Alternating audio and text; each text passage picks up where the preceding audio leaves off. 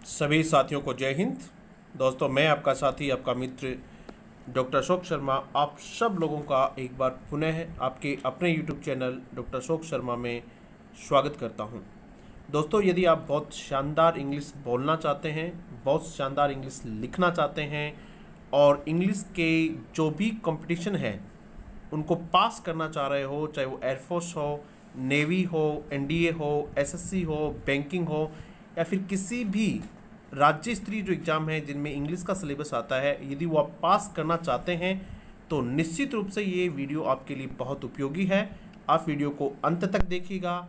हम इस वीडियो के माध्यम से इंग्लिश ग्रामर, कंप्रेहेंशन, वोकैबुलरी, ये सब चीज़ें बहुत अच्छे से सीखना चाहेंगे। अब हम इसको शुरू करते हैं। ये द हिंदू न्यूज़पेपर का एडिटोरियल है और इस एडिटोरियल में हम क्या क्या पढ़ेंगे देखिएगा। आज का जो है इसकी हेडिंग है वो है टर्म्स ऑफ डिसएंगेजमेंट। इसका थोड़ा बैकग्राउंड मैं आपको बता दूं। इंडिया और चाइना के बीच जो कन्फ्लिक्ट चल रहा है, इंडिया और चाइना के बीच जो विवाद चल रहा है, उस विवाद को कम करने के लिए जो टर्म्स और कंडीशंस जो हैं उनके बारे में कुछ बताया हुआ है। तो आप देखेंगे अपन टर्म्स ऑफ डिसएंगेजमेंट। किसी भी न्यूज़पेपर को पढ़ने का सबसे अच्छा तरीका ये होता है कि आप उसको ग्रामर से पढ़ें, फिर उसके वर्ड पावर को पढ़ें, फिर उसके ट्रांसलेशन को पढ़ें। तो हम सबसे पहले ग्रामर देखते हैं कि ये जो वर्ड है टर्म्स, ये कौन सा पार्ट ऑफ स्पीच है। डिसएंगेजमेंट जो वर्ड है ये कौन सा पार्ट ऑफ स्पीच है। मानो आपको इंग्लिश नहीं आती है लेकिन आपको ये पता है कि ऑफ जो वर्ड है ये प्रेपोजिशन है, आप इतना जानते हैं कि ये प्रेपोजिशन है, तो देखिए इंग्लिश भी बहुत लॉजिकल है। ऐसा कुछ नहीं कि बहुत कुछ सीखा जाना चाहिए, थोड़ा बहुत आता है तो भी आप बहुत कुछ सीख सकते हैं। ये लॉजिक ये है कि ऑफ जो वर्ड है ये अपने बाद और अपने पहले नाउन लेता है। यदि इसके साथ आप जोड़ेंगे जिस तरीके से the choice of the king, choice of the king, choice of the king, तो ये चॉइस भी क्या है, नाउन है, और किंग भी क्या है, नाउन है। नाउन की जगह प्रोनाउन आ सकता है, नाउन प्रोनाउन हो सकते हैं, वो आप ध्यान रखेंगे। लेकिन ये टर्म्स भी क्या है, नाउन है, और डिसएंगेजमेंट भी क्या है, नाउन है। Capital of India, CAPITAL, capital of India, capital of India. तो कैपिटल भी क्या है, नाउन है, और इंडिया भी क्या है, नाउन है। तो आप इस तरह ध्यान रखेंगे। कई बार बच्चे कहते हैं कि सर जी जरूरी नहीं है ऑफ के बाद नाउन ही हो, कई बार वर्ब भी आ सकती है। यदि वर्ब आएगी ऑफ के बाद या किसी भी प्रेपोजिशन के साथ वर्ब आएगी तो वो ING फॉर्म में होगी। कौन सी फॉर्म में होगी, ING फॉर्म में होगी। जिस तरीके से हम लिखेंगे कि of playing, of playing, these are the benefits of playing, these are the benefits of playing, ये खेलने के फायदे हैं। तो आपने यहाँ ऑफ लिखा और उसके बाद यदि आपको वर्ब लगानी है तो आप क्या करेंगे, ING फॉर्म लगाएंगे, यानी उसको जिरेंड बना के लिखेंगे, उसको नाउन बना के लिखेंगे। ये बहुत शानदार चीज़ आपको समझ में आ गई होगी। ऐसी बहुत सारी चीज़ें हम सेशन के दौरान पढ़ेंगे। अब देखिए क्या कहना चाह रहा है। टर्म्स का मतलब होता है कंडीशन। कई बार आप कहीं लिखा हुआ पढ़ते हैं टर्म्स एंड कंडीशन, तो जो शर्तें हैं वो टर्म्स हैं। किसकी शर्तें, डिसएंगेजमेंट। देखिए इंगेज, ENGAGE, इंगेज एक वर्ब होती है और इंगेज का मतलब होता है किसी को मिलाना, इंगेज। फिर उससे इंगेजमेंट नाउन बनाया है, इंगेजमेंट नाउन बनाया है, और उस इंगेजमेंट नाउन का अपोजिट किया हुआ है क्या है, डिसएंगेजमेंट। अब समझेंगे हम डिसएंगेजमेंट क्या होता है। चीज़ों को अलग अलग करना क्या कहलाता है, डिसएंगेजमेंट कहलाता है। यहाँ इसका मतलब ये है कि इंडिया चाइना जो बॉर्डर है वहाँ सेनाएं एक दूसरे के सामने हैं, वहाँ से उनको क्या किया जाए, अलग अलग किया जाए, दूर दूर किया जाए, उसको कहा हुआ है डिसएंगेजमेंट, ताकि वहाँ जो युद्ध का खतरा है वो कम हो। तो उसकी जो टर्म्स हैं, उसकी जो कंडीशंस हैं, उसकी जो शर्तें हैं, उसके बारे में पूरा के पूरा एडिटोरियल है। हम इसको पढ़ने का प्रयास करेंगे। देखते हैं आगे। मिलिट्री लेवल टॉक्स, सब्जेक्ट पहचानना बहुत आवश्यक है आपको। सेंटेंस में आप सब्जेक्ट को पहचान लीजिएगा, सेंटेंस में आप वर्ब को पहचान लीजिएगा। जब सब्जेक्ट और वर्ब आप पहचान लेंगे तो बहुत सारी चीज़ें आप समझ जाएंगे। इसका जो सब्जेक्ट है वो है मिलिट्री लेवल टॉक्स। कैसे? सैन्य स्तर की बातचीत। मिलिट्री सैन्य लेवल स्तर टॉक्स, इसको कंपाउंड नाउन कहते हैं। मिलिट्री लेवल ये क्या है? कंपाउंड नाउन है। सैन्य स्तर की जो बातचीत है, हेल्प, उनसे हमें हेल्प मिलेगी। किस बात में हेल्प मिलेगी? अवॉइड कन्फ्रंटेशन, किसको दूर करने में? अवॉइड का मतलब होता है किसी चीज़ से दूर होना, किसी चीज़ से दूर करना, किसी चीज़ से बचना, कि उससे बचा जा सकता है। किनसे? मिलिट्री लेवल टॉक्स जो है, जो सैन्य स्तर की जो बातचीत है, उन सैन्य स्तर की बातचीत से हमें किस बात में हेल्प मिलेगी? क्या हेल्प मिलेगी? अवॉइड करने में हेल्प मिलेगी। किस चीज़ को अवॉइड करने में? कन्फ्रंटेशन। कन्फ्रंटेशन का मतलब होता है विवाद, कन्फ्रंटेशन का मतलब होता है युद्ध, कन्फ्रंटेशन का मतलब होता है अनावश्यक वाद विवाद या अनावश्यक आर्गुमेंट, उसको कन्फ्रंटेशन कहते हैं। उससे बचने में हमें मदद मिलेगी। सीधी सीधी बात है कि जो मिलिट्री लेवल टॉक्स हो रही हैं वो हमें हेल्प करेंगी क्या बचाने में? युद्ध से बचने में। बट लेकिन अभी जो युद्ध स्तर की बातें चल रही, मिलिट्री लेवल की बातें चल रही हैं, उसके बारे में बता रहा है। बट लेकिन the China border remains a challenge, लेकिन फिर भी चाइना जो बॉर्डर है रिमेन्स, वो बना रहेगा। वो बना रहेगा, क्या बना रहेगा? अ चैलेंज, एक चुनौती के रूप में फिर भी वो रहेगा। अभी जो हमारी सैन्य स्तर की बातचीत हो रही है, उस बातचीत से हमें युद्ध को टालने में सहायता मिलेगी, लेकिन फिर भी क्या रहेगा? चाइना जो बॉर्डर है वो एक चुनौती के रूप में बना रहेगा। ये इसका पूरा मीनिंग हुआ। अब देखिए इसमें आपको एग्जाम में कहाँ, इसमें आपको एरर कहाँ पूछा जा सकता है? आजकल कॉमन एरर के जो क्वेश्चंस हैं वो हर एक एग्जाम में आपको कॉमन एरर के क्वेश्चन पूछे जाते हैं। तो आप उस कॉमन एरर में कैसे करेंगे? ये क्या हो सकता था? Military level talks help to avoid, ये आ सकता था यहाँ, हेल्प टू अवॉइड। तो आजकल जो प्रचलन वो ये है कि हेल्प जो वर्ब है उसके बाद बेयर इन्फिनिटिव आती है। ध्यान दीजिएगा बेटा सब लोग, बहुत अच्छी अंग्रेजी सीखने का प्रयास कर रहे हैं आप सब लोग। कैसे एरर आएगा? हेल्प वर्ब आएगी और हेल्प के बाद आपको टू अवॉइड दे देंगे, जबकि टू अवॉइड नहीं होना चाहिए। हेल्प के बाद बेयर इन्फिनिटिव आनी चाहिए। कुछ नए बच्चे हैं वो समझेंगे कि सर बेयर इन्फिनिटिव क्या होती है। बेटा बेयर इन्फिनिटिव होती है हेल्प वर्ब है और उसके बाद दूसरी जो वर्ब आएगी उसके साथ टू नहीं आएगा, इसी को क्या कहते हैं? Bare infinitive. जिस तरह से हेल्प सिंग, अब ये सिंग जो दूसरी वर्ब है इसके हेल्प टू सिंग नहीं आएगा, क्या आएगा? सिर्फ हेल्प सिंग वर्ब आएगी। समझ में आ गई बात ये? उसके बाद देखिएगा, ये देखिएगा यहाँ भी एरर आता है। बट जो है, इस बट की जगह आपको एंड कंजंक्शन दिया जा सकता था। क्या दिया जा सकता? And conjunction.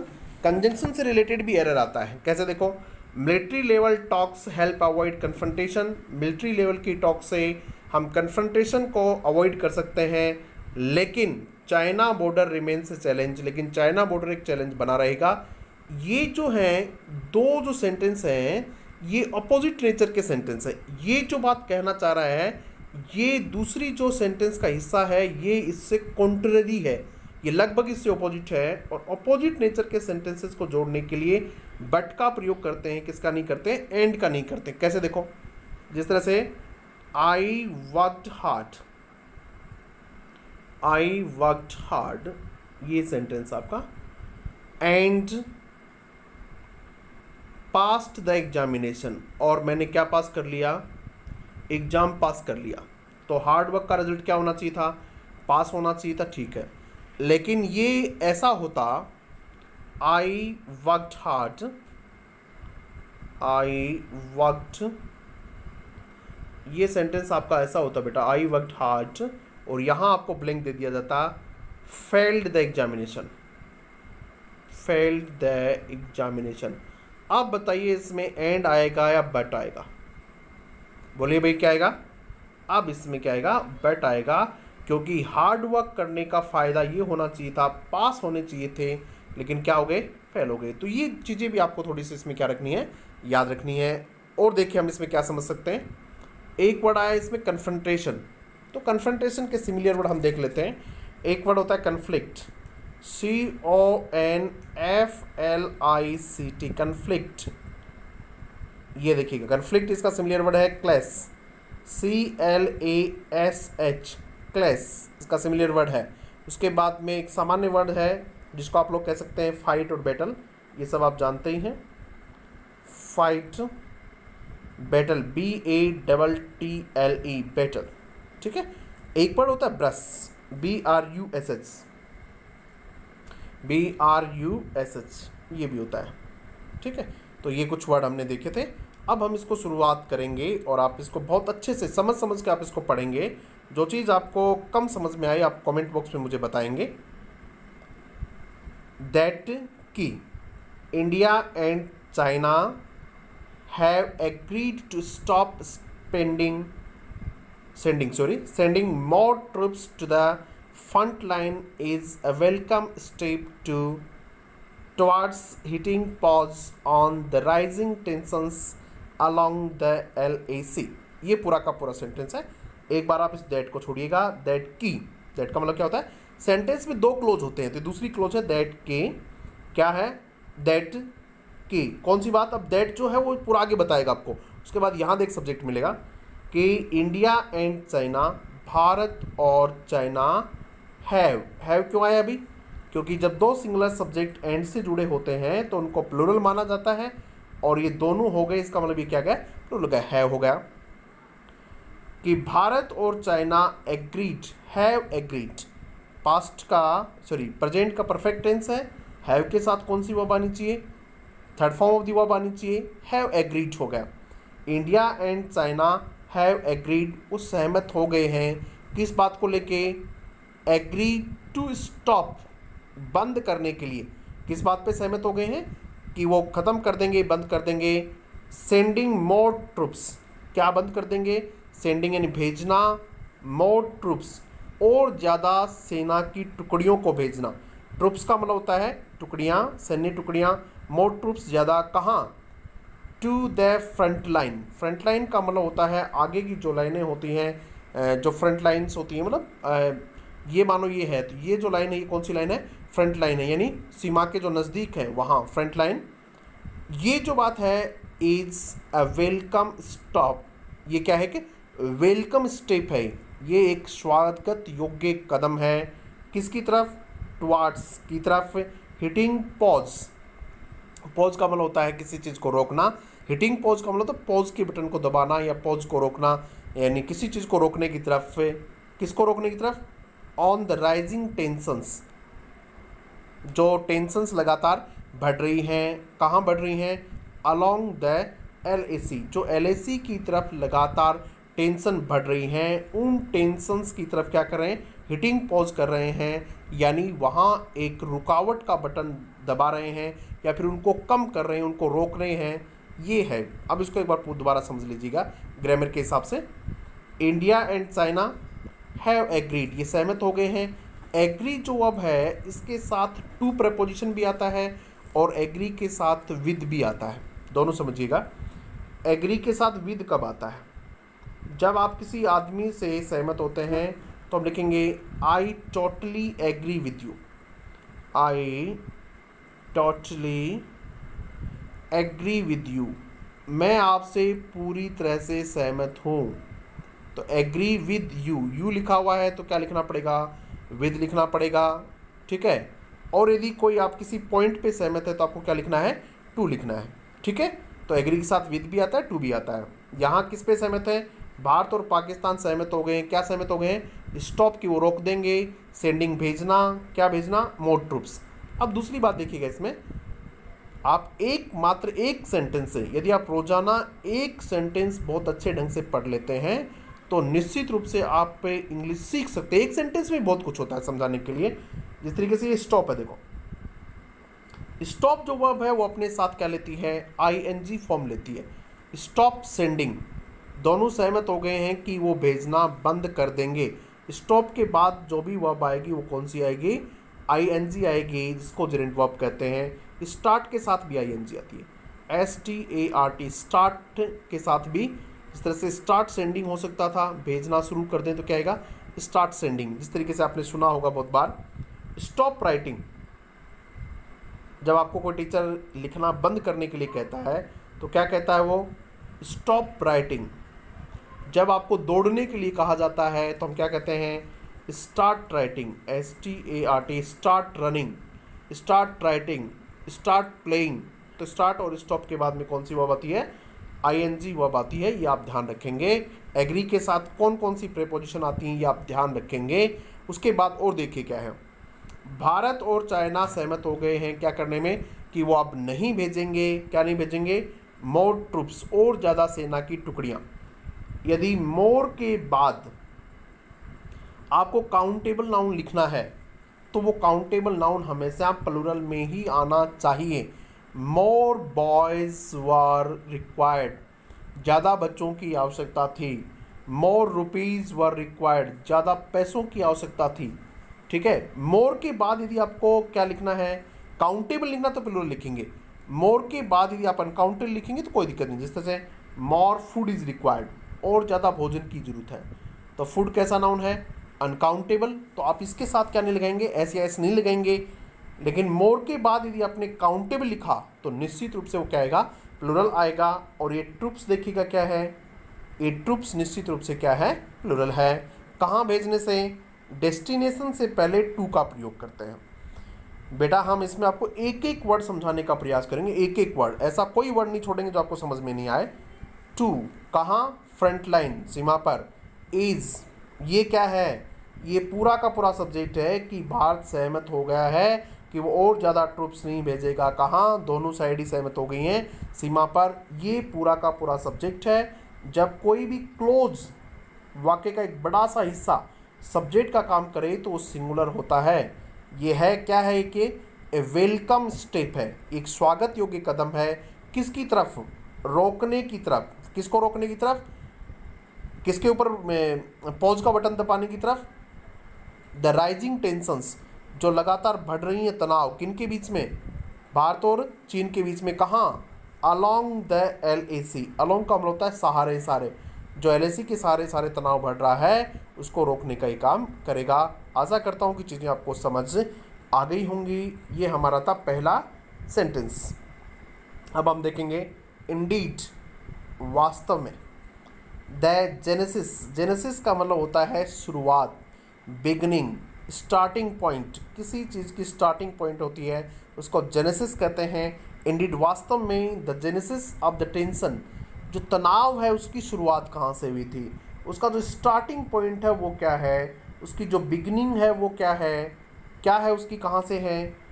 The genesis of the tensions, tensions की जेनेसिस है, lies in the Chinese large scale deployment of troops to forward, वही बात है, front line, to forward areas. कहाँ, आगे के हिस्सों में। इन मई में, दोबारा समझिएगा इसको। जो टेंशन की जो शुरुआत हुई थी, जेनेसिस है टेंशन की, वो लाइज इन, वो निहित है। कहाँ निहित है, अब बताएगा। चाइना के लार्ज स्केल डिप्लॉयमेंट, चाइना ने जो बड़े स्तर पे, लंबे स्तर का जो डिप्लॉयमेंट किया है, जो उनको नियुक्त किया है सेना को स्टेशन करना, सेना को कहीं लगाना, उसको डिप्लॉयमेंट कहते हैं। जिस तरीके से मानो कहीं कोई अपने आसपास भी कहीं कोई टेंशन हो गई, कोई तनाव आ गया, तो पुलिस को डिप्लॉय किया जाता है कि द 50 पुलिसमैन्स वर डिप्लॉयड, 50 पुलिसमैन को वहाँ लगा दिया गया है, नियुक्त कर दिया गया, तो उसको डिप्लॉयमेंट कहते हैं उसको। ये जो टेंशन की शुरुआत हुई कहाँ हुई, उसकी जो जेनेसिस है, उसकी जो शुरुआत वो कहाँ निहित है, lies in the large scale deployment of troops, लंबी मात्रा में, बड़ी संख्या में ट्रूप्स को डिप्लॉयमेंट किया। कहाँ, टू फॉरवर्ड एरियाज, आगे के क्षेत्रों में, यानी सीमा के नज़दीक के क्षेत्रों में। कब, इन मई, चीन ने मई के महीनों में क्या क्या, मई के महीने में फॉरवर्ड जो एरियाज हैं, फ्रंट लाइन जो हैं, वहाँ सेना की टुकड़ियों की ज़बरदस्त जमावड़ा कर दिया। एंड, और उसके बाद सब्सिक्वेंट का उसके बाद परिणाम स्वरूप, रिजल्टेंट मल्टीपल ट्रांसग्रेशंस, मल्टीपल का मतलब होता है बहुत, एक से ज़्यादा। ट्रांसग्रेशंस का मतलब होता है मतलब अनावश्यक कहीं अपन किसी के यहाँ घुस जाते हैं, उसको ट्रांसग्रेशन कहते हैं। जिस तरीके से मानो पाकिस्तान अपनी सीमा में घुसे हुए हैं तो वो क्या है, ट्रांसग्रेशन है। उधर से अपनी सीमा का उल्लंघन करके लोग इधर आ रहे हैं तो वो क्या है, ट्रांसग्रेशन है। उसके बाद मल्टीपल ट्रांसग्रेशन हुए हैं किसमें, in the Galwan valley, Pangong lake, Gogra hot spring and Depsang plains that have violated. और इन सब ने, किसने, इस जो ट्रांसग्रेशन है, इस ट्रांसग्रेशन ने हैव वॉयलेटेड, उसने सभी नियमों को तोड़ दिया है। ऑलमोस्ट लगभग एवरी, प्रत्येक, कोर, कोर का मतलब मुख्य, every core Tenet of the 4 border agreements. Tenet का मतलब होता है प्रिंसिपल्स या सिद्धांत होते हैं। उसने हर एक सिद्धांत को क्या किया है, वॉयलेट किया है। किसके सिद्धांत को, of the 4 border agreements, 4 border agreements के, दैट हैव हेल्प्ड। देखो ये दैट जो है ये रिलेटिव प्रोनाउन है, जो कंजंक्शन जो होता है ये यहाँ से मिलके बनता है। ये किसको रिलेट कर रहा है, एग्रीमेंट्स को हैव के साथ रिलेट कर रहा है, तो एग्रीमेंट प्लूरल है इसलिए हैव भी क्या है, प्लूरल है। उसने सहायता की है कीप द पीस, क्या रखने में, वे 4 एग्रीमेंट, बॉर्डर एग्रीमेंट जो थे उन 4 एग्रीमेंट से हमें हेल्प की है, क्या रखने में, शांति बनाए रखने में, कीप द पीस। कब से, सिंस यानी कब से, 1993, सिंस 1993 का मतलब होता है 1993 से जिन 4 बॉर्डर एग्रीमेंट्स ने शांति बनाए रखने में हेल्प की थी, चाइना ने उन चारों के लगभग, ऑलमोस्ट इन, लगभग एवरी, प्रत्येक कोटेनेंट्स, हर एक जो नियम कायदा था उसका, उसको क्या किया है, वॉयलेट किया है। कहाँ कहाँ वॉयलेट किया है ये सारे इसमें बताया हुआ है। तो ये कह रहे हैं कि टेंशन की शुरुआत कहाँ हुई, इससे वापस यहीं से लीजिएगा। इंडीड द जेनेसिस ऑफ, ये शुरुआत कहाँ हुई, ये वहाँ हुई जब मई में चीन ने बहुत ज़्यादा क्या कर दिया, लार्ज स्केल डिप्लॉयमेंट कर दिया ट्रूप्स का, और उसके बाद बहुत ज़्यादा क्या कर दिया, ट्रांसग्रेशन कर दिया। और वो कहाँ कहाँ का ट्रांसग्रेशन किया और हर एक जो नियम था उस नियम को भी तोड़ा है। अब ग्रामर देखिए, इसमें ये एक सब्जेक्ट है द जेनेसिस ऑफ टेंशंस, और ये इसकी वर्ब है लाइज। ठीक है, लाइज वर्ब है, ये सिंगुलर वर्ब है तो इसके साथ देखो ऐसी एस लगाया हुआ है। और टेंशंस जो नाउन है ये क्या है, ये प्लूरल नाउन है, तो फिर ये सिंगुलर, इसका सब्जेक्ट कौन है, इसका सब्जेक्ट देखो ये है जेनेसिस, ये सिंगुलर है, और इसका वास्तव में जो सब्जेक्ट होता है वो ये सब्जेक्ट है। ठीक है, ये प्लूरल है लेकिन ये सिंगुलर है। ठीक है, तो इसका सब्जेक्ट कौन है, जेनेसिस है। इस प्रकार के सेंटेंस एरर में कई बार पूछे जाते हैं। जेनेसिस के बाद में यहाँ लाई लिख दिया जाता, और लाई लिखते ही सेंटेंस क्या हो जाता, इनकरेक्ट हो जाता, गलत हो जाता। तो ये कुछ चीज़ें आज हमने समझने का प्रयास किया है। आशा करता हूँ कि आपको वीडियो ठीक लगा होगा। यदि ठीक लगा हो तो आप ज़रूर इसको कमेंट बॉक्स में मुझे बताएंगे। Thank you.